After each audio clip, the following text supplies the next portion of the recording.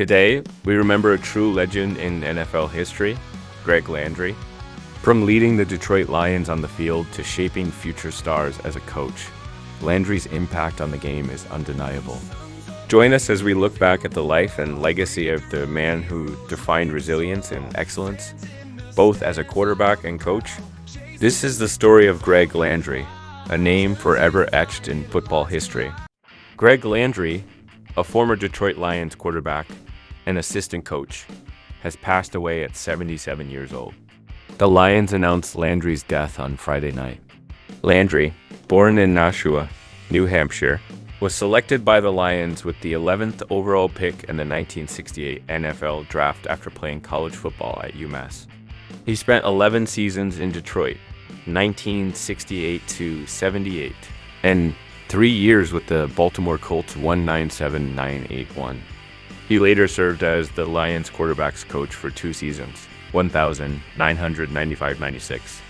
In 1971, Landry earned both a first-team All-Pro and a Pro Bowl selection after throwing for 2,237 yards and 16 touchdowns.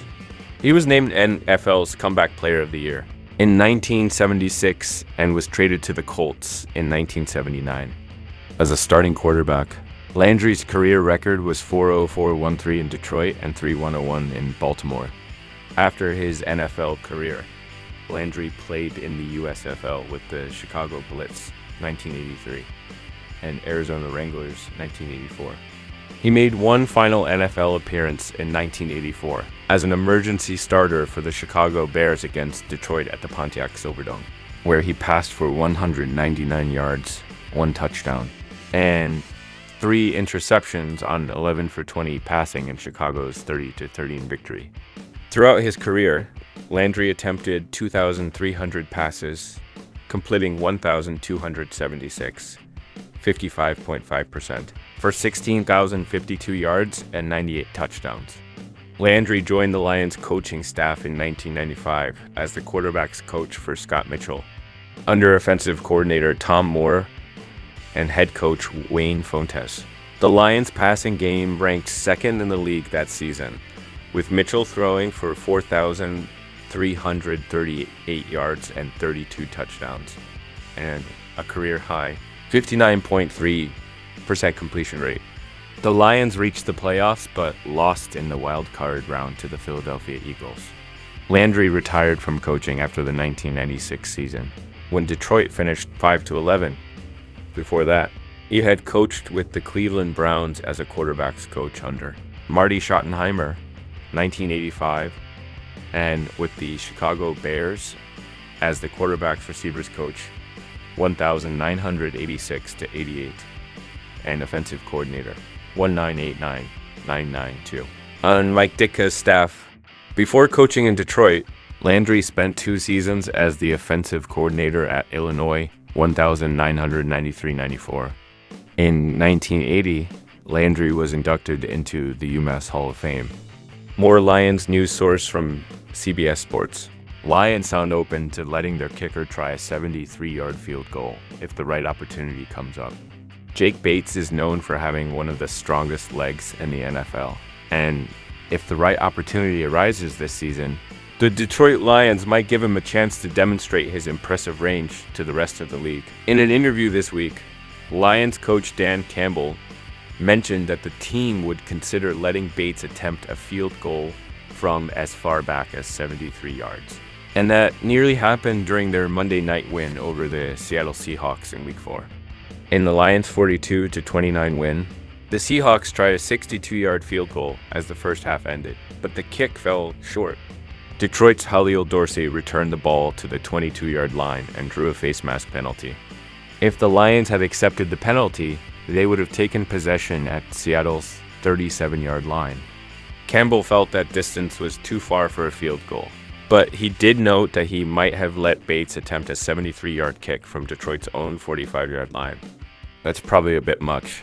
Campbell said about attempting a field goal from Seattle's 37-yard line, according to the Detroit Free Press. Man, if we could have gotten to the -45, it might have been worth letting him take a shot. I would have liked to see that. I told Lions special teams coordinator Dave, "Fip, it would have been nice to get in position to let him kick one, but we just couldn't get there." While the NFL is currently in a golden age of kicking, very few kickers would be trusted to attempt a 73-yard field goal in a game. Bates and Brandon Aubrey are two of the few who might be given that chance. The Lions' confidence in Bates comes from his proven ability to make long-distance kicks. During his single season with the USFL's Michigan Panthers, Bates hit 3 field goals of 60 yards or more, including a 64-yarder that could have easily cleared 70. Bates' long field goal happened at Ford Field, which is now his home stadium with the Lions. Notably, Ford Field is also where Justin Tucker set the NFL record with a 66-yard field goal against the Lions in 2021. If the Lions attempt a 73-yard kick, it would be a rare event in NFL history. There have only been 3 field goal attempts of 73 yards or more. The most recent in 2008, when the Raiders sent Sebastian Janikowski out for a 76-yard try. The kick fell short of the end zone. Over the past 15 years, only 2 other kicks of at least 70 yards have been attempted. Phil Dawson missed a 71-yarder for the 49ers in 2013, and Brandon McManus had a 70-yarder blocked while with the Broncos in 2021. Bates' long field goal occurred at Ford Field, where he currently plays for the Lions.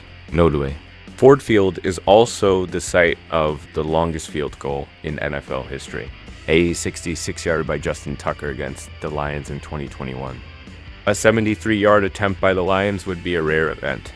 In NFL history, there have been only 3 field goal attempts from 73 yards or more, with the most recent being in 2008 when the Raiders had Sebastian Janikowski try a 76-yard kick.